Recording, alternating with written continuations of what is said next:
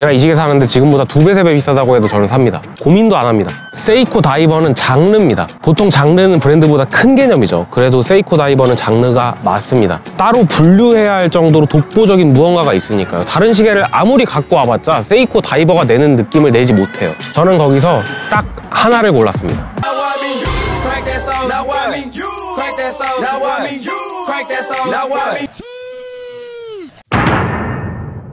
지금의 세이코는 길을 완전히 잃었습니다. 한 세대 전만 해도 양반이었어요. SKX부터 해서 튜나, 터틀, 스모, 사무라이, 마린 마스터, 걔네들 완전 노원 라이커스잖아. 독보적인 캐릭터를 하나같이 다 갖고 있었다고요. 그때의 세이코 다이버들 충분히 좋았습니다. 하지만 탑블레이드가 메탈 베이블레이드? 메탈 베이블레이드 그게 되듯이 그 시계들도 결국에는 오리지널을 바탕에 두고 파생이 된 것들이기 때문에 변주를 주다 보면 과해지기 마련이고 충분히 좋지만 그 시계가 원래 가지고 있던 본질을 담백하게 담을 수는 없죠. 완벽하다고 볼 수는 없죠. 역사가 긴 시계는 그 시계에 대해서 알아갈수록 그 관심이 오리지널에 수렴하게 돼 있습니다. 새 제품이 나오면서 계속 품질과 소재 같은 건 좋아질지 몰라도 본질에서 멀어질 수밖에 없기 때문에 그래서 그 시작인 오리지널을 찾는 거죠. 그럼 그 중에서도 뭐가 가장 고를만한가? 세이코 다이버를 장르라고까지 표현하는 이유는 그 디자인이 가진 독보적인 캐릭터가 있어서입니다. 거기에 가장 잘 부합하는 모델을 저는 튜나라고 생각했어요. 아이코닉한 시계? 그것도 오리지널? 좋죠. 그걸 몰라서 안 사는 게 아니잖아요. 우리가 비싸서 못 사는 거지. 특히나 옛날 거니까 지갑은 더 안 열리죠. 그러니까 점점 오리지널은 가질 수 없는 물건이 되어버려요. 근데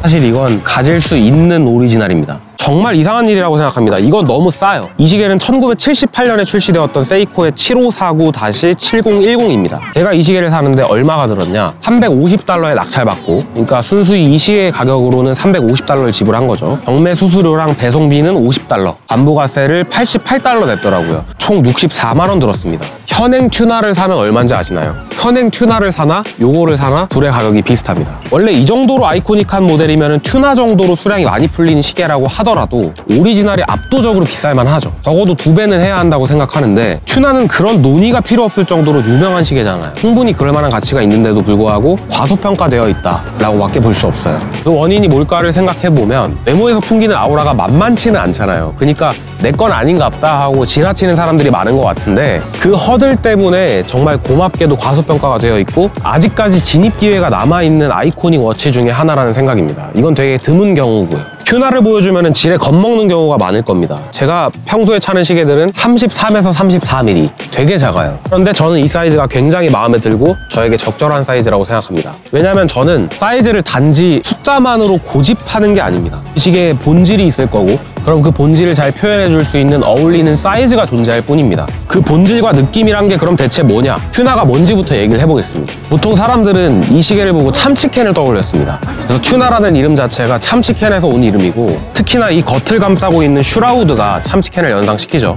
통조림같이 생긴 시계라는 게 어떻게 보면 되게 엽기적인 거기도 하지만 이 슈라우드라는 게 결국에는 프로텍터거든요. 이게 이 시계가 여기저기 부딪혀도 본체가 손상되지 않게 겉에다가 씌우는 보호막이에요. 그거를 일체형으로 이렇게 아예 하나의 시계로 만들면서 나오게 된 게 우리가 할아버지 튜나라고 부르는 시계가 있습니다. 거기서부터 시작이 되는 거죠. 근데 이게 가지고 있는 유래를 알아봐도 그렇고 그 결과인 비주얼만 떼놓고 봐도 너무 특이하니까 세이코 하면은 가장 사람들의 기억에 남는 거, 인상 깊은 거 고르라고 하면 튜나와 터틀이라고 할 수가 있겠어요. 아이코닉함으로 보면 말이죠. 그래서 터틀 모델 중에서도 지금 우리가 터틀 하면 생각나는 비주얼을 처음으로 시작한 모델이 6306이란 모델이거든요. 그 모델도 꼭 검토해봐야 하는 기가 막힌 모델이라고 생각하지만 그거는 그만큼 유명하잖아요. 그래서 오늘 우리가 주목해야 될 시계는 그에 못지않게 아이코닉한 6306과 던질 수 있을 만큼 멋있는 시계인 이 7549 튜나입니다. 튜나의 디자인에는 뭐 여러분들 다 동감하시겠지만 무지막지함이 있습니다. 근데 무지막지하기만 하면은 못생긴 시계로 받아들여지고 끝났겠죠, 사람들한테.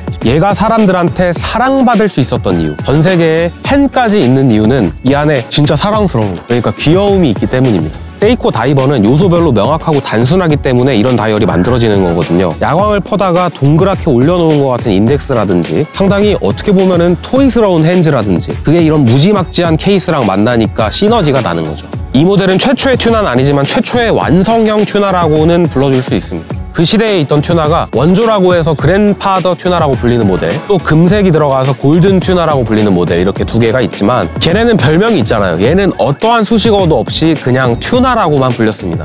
가장 정석적인 튜나라는 거죠. 그랜파더 튜나, 골든 튜나 이런 거는 지금으로 치면은 스페셜 에디션에 가까운 비주얼을 가지고 있어요. 그 당시에 달성해야 했던 정량적인 수치가 있다 보니까 디자인을 대중적으로 많이 팔기 위해서 만들기만 한 게 아니거든요. 그래서 되게 독특한 요소를 가지고 있으니까 대중화될 수가 없었는데, 이 튜나는 허츠로 만든 시계로는 최초의 300m 다이버라는 나쁘지 않은 타이틀을 가지고 있으면서도 정말 군더더기가 하나도 없잖아요. 이제 진짜 튜나라는 라인을 앞으로 한 수십 년 동안 찍어내야 하기 때문에 가장 기초가 되는 무언가를 만들어낸 격입니다. 그러니까 책을 만들려고 금속 활자를 만든 거랑 같은 거죠. 이런 검은 인서트가 들어간 베젤에, 그러니까 가장 표준이 되는 다이버의 디자인에 다른 소재도 아니고 스틸로 만든, 우리에게 가장 익숙한 스틸로 만든 슈라우드가 들어가고, 옆면을 보시면은 슈라우드의 나사도 밖으로 다 노출이 되어 있죠. 이게 상당히 터프한 느낌을 줍니다. 요일창도 보면 일본 내수용은 한자로 표시한단 말이에요. 이것도 아이덴티티 중에 하나고, 그러니까 우리가 튜나라는 시계의 로망을 가지고 있다면 그 갈망을 다 해소할 수 있을 정도로 상징적인 디자인이고, 부족한 것도 없고 과한 것도 없는, 이걸 뭐라고 표현해야 할지 잘 모르겠는데, 근데 완벽하다는 건 재미없다는 얘기가 될 수도 있는데,